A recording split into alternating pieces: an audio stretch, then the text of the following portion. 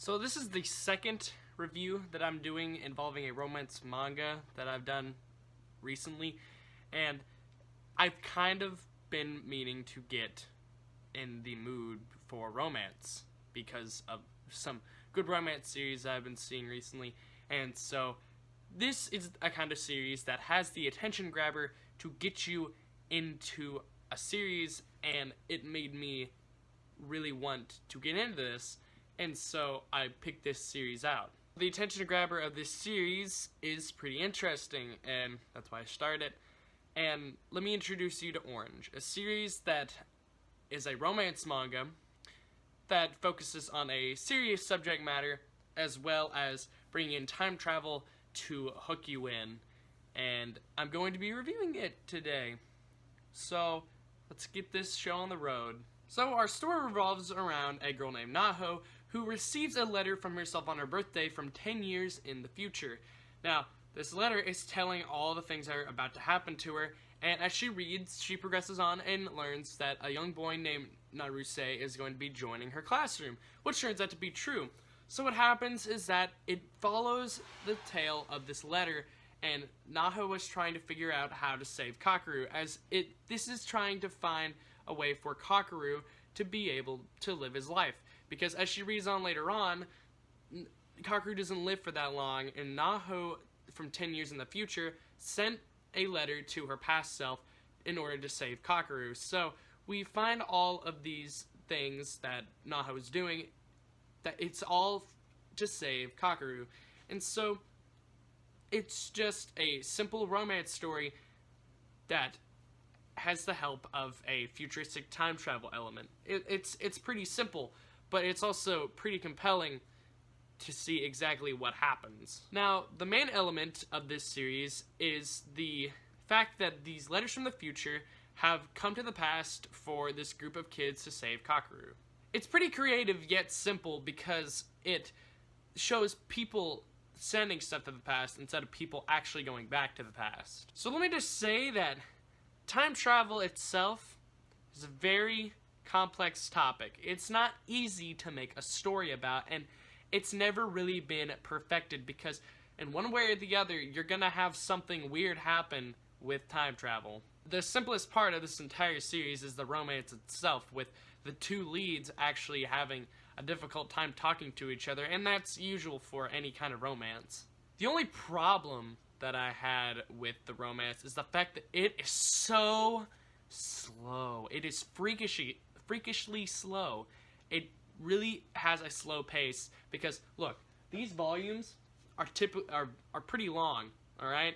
So it takes a little bit to be able to read them, but it's so slow. Like, it did not need to be as slow as it was, which is kind of a turnoff for the whole series. One reason that this series is such a different type of series is because that it handles with the matter of depression and suicide and that kind of stuff. And see, it never handles it extremely, it handled it fairly well. It was never like a driving force, and it was never like brought out at the beginning, but it dealt with those serious topics, and I feel like that it did it rather well, because there's a certain series that came out in 2017 that did not handle it very well, and that series should take notes from this one, just saying. So yeah, I'd say that this series did pretty well with the story, and the entire fix of it is pretty good, and it has a really good catch to it. It's just the fact that the pacing is so freakishly slow that oh man, this story just really knows how to take its time. So overall, I'd say that this story was done pretty well, but it was just very slow. Oh, the characters. See, some I liked from the beginning, some I hated from the beginning. And some it was like a lemon being squeezed into an open wound very slowly. So, let me just talk about some of these characters. So, first off, we have Naho and Kakeru, and they are the main protagonists. They're supposed to be likable, and they did a good job at being likable. See, I'm pretty sure that this is why I liked the series as much as it did. From their chemistry to the way that they were developed, they were very good characters, and I'd say that they were a large driving reason and why I like this. Suwa was another character that I liked, but Suwa really just, I felt bad for him. I really did. So Suet is there to help Naho try to save Kakeru, and here's the thing. We see in his future self, this isn't a spoiler, it's in like the front, it's in like the back cover.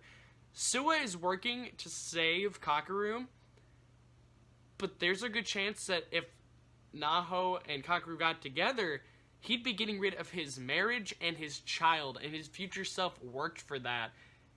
And I don't know why. I don't know why he did that, but he did. Oh man. The other three characters, Hagita, Hasuza, and Chino, were all three really big side characters, and you could tell because they barely got any time, and they were also very not interesting, like at all. They were there to balance out the main cast, essentially. Chino's scary demeanor was kind of well done, but it only served its purpose for one conflict in the entire series. Asuzo was pretty annoying, and I didn't really like her. And Hagita, who tried to be the meme of the show, just tried to be the comedic effect of the show, and just failed miserably. Poor guy. So, in all reality, I only liked half of the main cast, and that was kind of weird to me. If Naho and Kakeru weren't as likable as they were to me, then I don't think I would have liked this book as much as I did, because half of the main cast was just kind of useless to me, and I just didn't really like them. So, yeah, it was kind of a meh for me for characters. So the art I thought was pretty good. In this case, I kind of thought this art to be kind of like Magi's, where the characters really knew how to fit in with the setting, and I just really liked the designs on half these characters. Even with the characters that I didn't like, I still thought the art was really good, and it looked really smooth, and I really liked it. And any scene with trying to make a comedic effect, or any scene trying to just make it kind of dramatic, I really did like the art, and I thought that it was really good. Orange really knows how to take these different story elements, combine them together, and make something that worked fairly well. The only problem is that I didn't like half of the cast, and it really had slow pacing. So if you're going into this expecting that it's going to be the best in the world, then I'd say that you're gonna be a little bit disappointed, because this is not the best. And in comparison to The God's Lie, which had only one volume, then essentially this was done a lot better. And so I'd say that this was kind of meh. So with that in mind, I'm going to give Orange a 7.9 out of 10. If you're wanting to go pick this up, then there's only 2 volumes. There's only 2 volumes, and they're only $20 in US money, but if you live in the Canadias, it costs $23. So for this price, it's gonna cost you about $40 to $50, depending on where you buy it. You probably get it on Amazon for pretty cheap, but this series, I'd say, is pretty decent and is something that it'd be good in your collection. Hey, did you like this video? I don't think you did. But if you did, you should go subscribe and go watch my other videos. And also follow me on Twitter, because I'm pretty funny. You may not like me in this video, but I am pretty funny. I guarantee you, I am funny. But anyways, I'm gonna go. See you in the next video.